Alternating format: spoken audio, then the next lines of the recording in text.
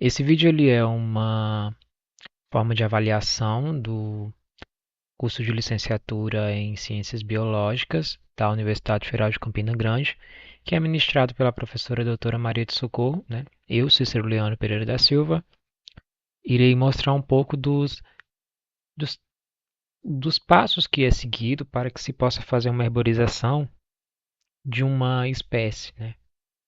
Seguimos em frente.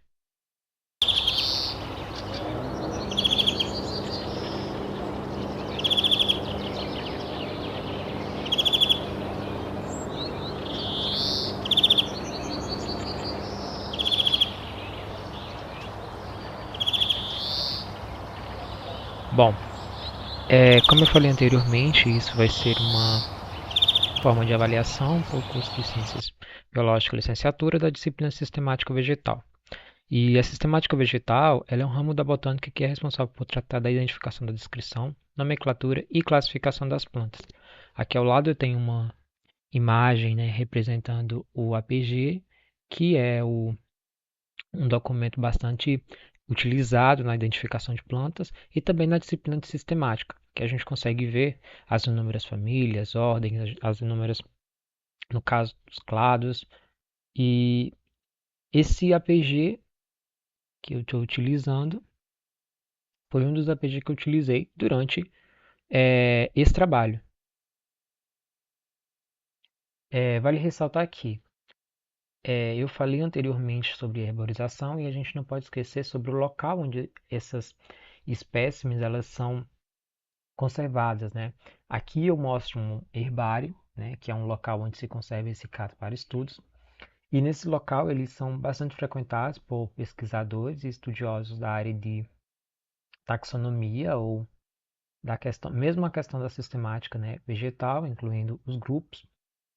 E lá nesse local a gente consegue ver as escatas, né? A gente consegue ter acesso que são uma amostra de uma espécie vegetal que foi seca, né? E conservada justamente para esses fins de pesquisas e também de estudos, né? Aqui a gente consegue ver alguns modelos de escata, né? Numa cartolina branca, como tem que ser, né? E as espécies secas. Bom, o primeiro passo que a gente tem que ter durante a realização desse trabalho foi uma coleta, né? Aqui eu trago imagens da minha coleta, né, no vídeo também. E essa coleta, primeiramente, né, como foi dado ordem pela professora, a gente deveria localizar quatro plantas de diferentes hábitos. Uma delas seria uma árvore, a segunda seria uma trepadeira ou liana, a terceira seria um arbusto e a quarta seria uma herbácea.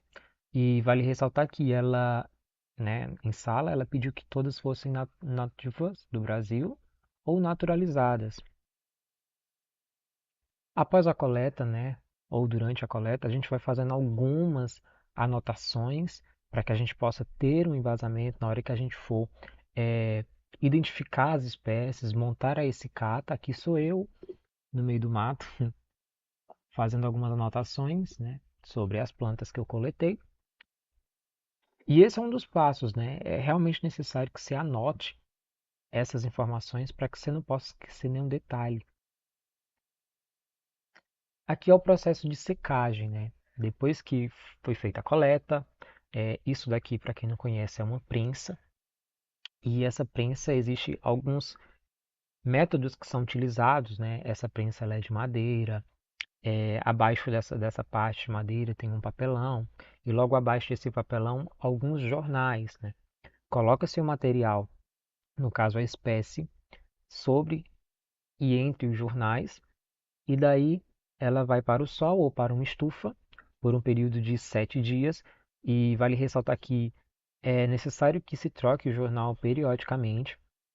Essa prensa ela tem que estar bem amarrada, né? Nesse vídeo, no caso, nessas imagens eu utilizei era uma linha de rede mesmo. Ou você pode utilizar cinto também. A posição mais adequada é que você coloque essa prensa de pé, porque assim ela consegue levar muito mais sol, né? E assim secar bem mais rápido. E daí vale ressaltar também que depois do processo de secagem, essa planta ela tem que ser resfriada para que não ocorra o processo de infestação por fungo, ou mesmo que a planta acabe, né, não vindo a ficar tão seca e tão adequada.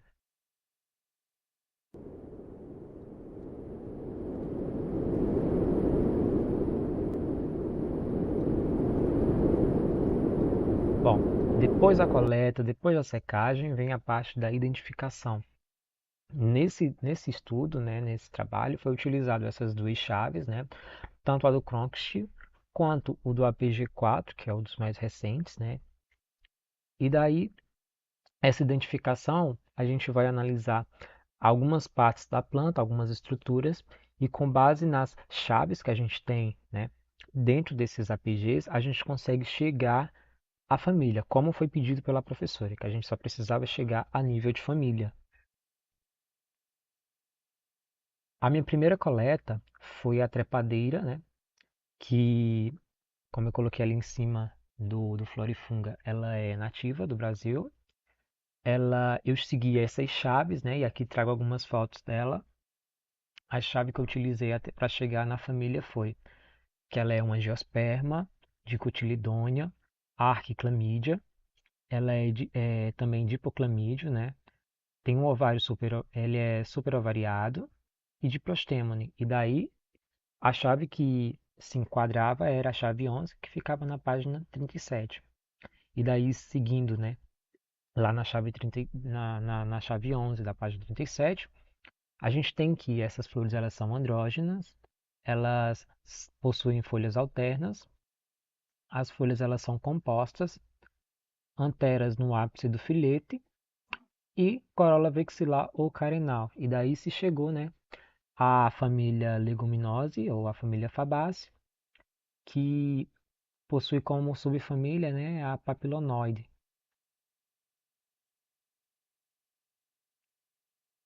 Aquela chave anteriormente que eu mostrei foi a chave do Cronkshield. Essa aqui é a chave do APG4, que as chaves foram utilizadas foram que ela é uma angiosperma, monoclamídia ou diclamídia, flores de clamídias, pétalas 4 numerosas, ovário súpero e dialipétala, que se chegou à chave G.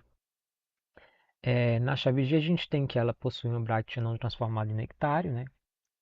Flor com mais de um pistilo, plantas terrestres, plantas com estípulas, estames em número igual ou duplo ao de pétalas,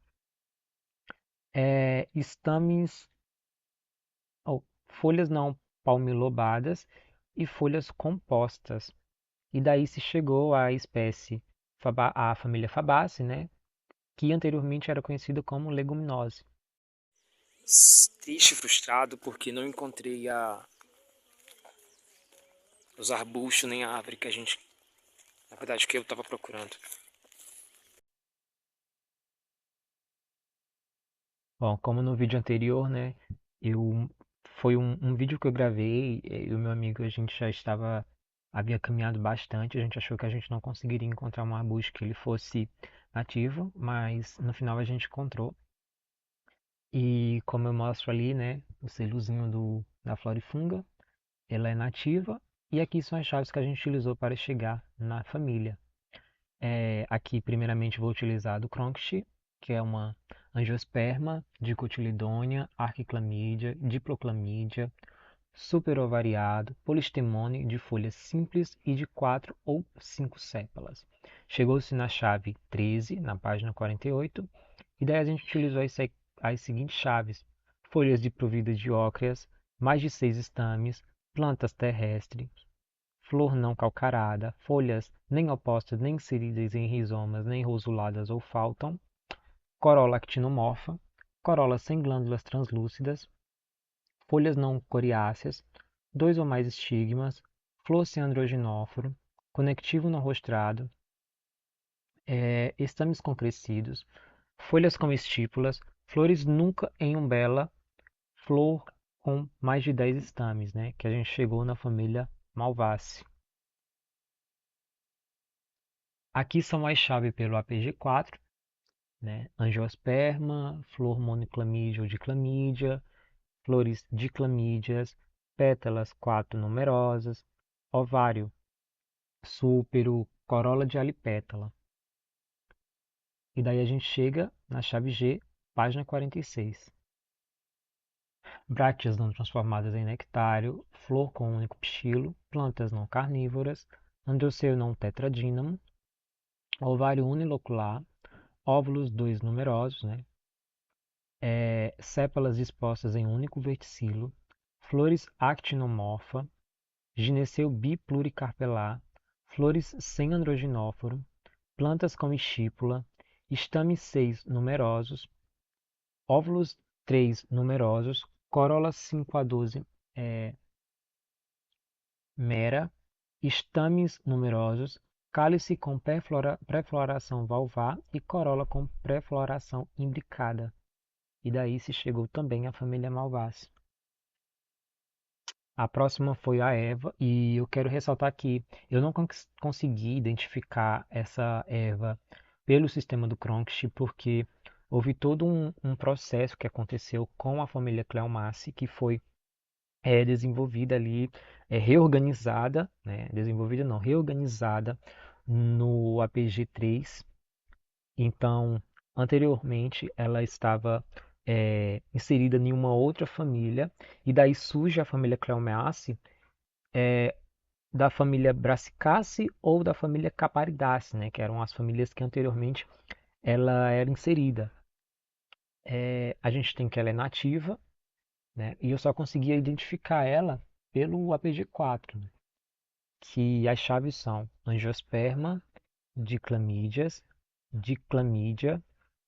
pétalas 4 numerosas, às vezes em verticilo de 3 ou unidas formando uma calíptra, ovário súpero, corola dialipétala ou formada por apenas uma pétala.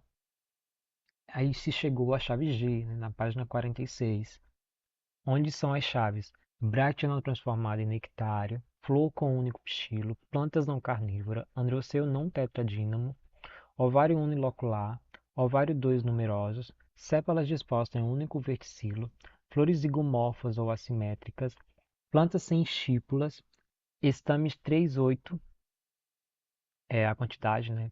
Gineceu 2,5 carpelar, folhas não escamiformes, corola tetrâmera, sépalas 4 e plantas geralmente herbáceas de fruto seco, né? E se chegou na família Cleomeaceae. Aqui eu trago algumas imagens, né, da planta da planta que eu coletei. Aqui mais algumas imagens, né, do fruto dela, do botão ali ainda fechado, das folhas, do fruto aberto, da semente dela. Aqui o fruto em desenvolvimento. E aqui eu trago, né, o processo de montagem da escicata, né, que tem que ser numa cartolina, tem que ter uma ficha de identificação da planta e tem que ser coberto por uma capa, né? E aqui estou eu fazendo esse processo, né, com a minha trepadeira.